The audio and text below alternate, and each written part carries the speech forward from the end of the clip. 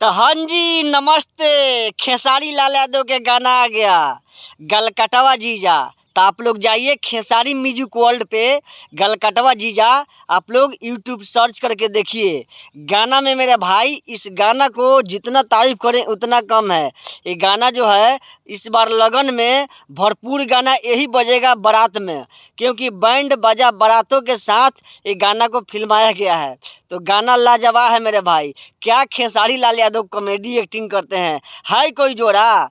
इनका जोड़ा नहीं है मेरे भाई। खेसारी लाल यादव को कोई झुका दे, आज तक कोई वीर जन्म नहीं लिया मेरे भाई। खेसारी लाल यादव कॉमेडी एक्टिंग गायकी हर तरह से, बॉडी पर्सनैलिटी हर तरह से कामयाब है। तो खेसारी लाल यादव को झुका देना आज के डेट में आसान बात नहीं है। तो मेरे भाई गलकटवा जीजा इतना मस्त गाना है कि आप लोग जाइए और जा करके खेसारी म्यूजिक वर्ल्ड को आप लोग देखिए। कितना मस्त गाना है मेरा भाई, कितना बढ़िया से एक्टिंग किया गया है, फिल्माया गया है।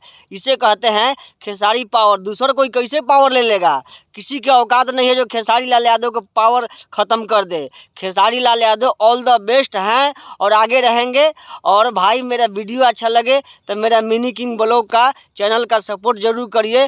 Thank you so much. Her her Mahadev.